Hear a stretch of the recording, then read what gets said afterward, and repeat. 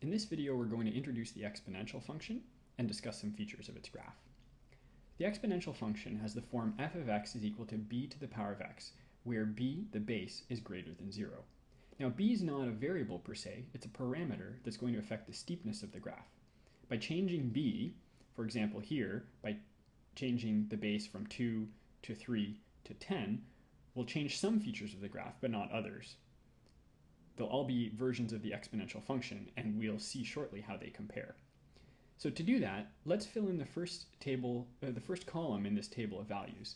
As x goes from -3 to 3, let's look at what happens to the y values in the exponential function. So when x is equal to -3, f of x is equal to 2 to the power of -3, which is equal to 1/8. 1 over 2 to the power of 3, or 1/8.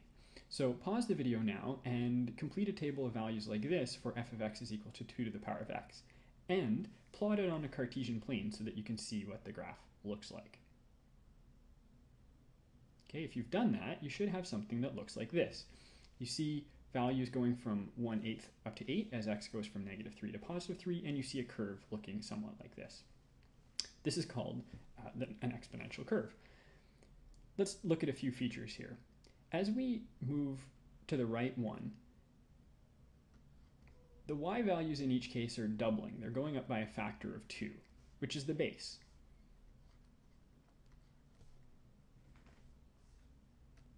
So that illustrates why the graph is going up so steeply, because the y values are doubling each time you move one to the right. Also notice that the y-intercept is the point 0, 1, because 2 to the power of 0 is 1. Finally, there's a horizontal asymptote at the line y equals 0. To think about why that's so, consider a point further off to the left, let's say when x is equal to -10. At that point, the y value would be equal to 2 to the power of -10, which is 1 over 2 to the 10, or 1 over 1024. That means that the point -10, 1 over 1024 is on the graph. 1/1024th is a very small number, but it's not 0.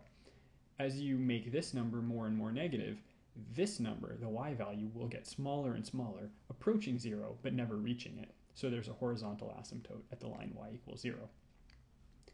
Now go ahead and fill in the second column of this table of values and plot the graph for g of x is equal to 3 to the power of x. If you've paused the video and done that now, you should get something like this. Notice that this time, the y values are going up by a factor of 3 each time. Again, the same as the base. That means that the graph is rising more steeply than the graph of f of x is equal to 2 to the power of x. Again, its y-intercept is the point 0, 1, because 3 to the power of 0 is 1. Anything to the power of 0 is 1, unless the base itself is 0. So we get a steeper graph with the same y-intercept and the same horizontal asymptote. Now let's do the same thing once more for h of x is equal to 10 to the power of x. So fill in the table of values and plot the graph. And you should get something like this. Now it's even steeper. The y values are going up by a factor of 10 each time you step one to the right. Again, the same y-intercept, the point 0, 1, and the same horizontal asymptote.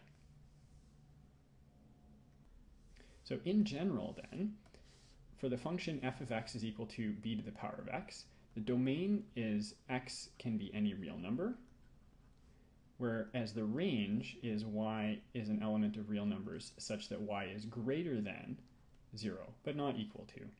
The y-intercept is the point 0, 1, and the horizontal asymptote is the line y is equal to 0. This was true for all of those different versions of the exponential curve that we saw. And as the value of b, the base, gets larger, the graph of f of x is equal to b to the power of x gets steeper. It goes up more steeply.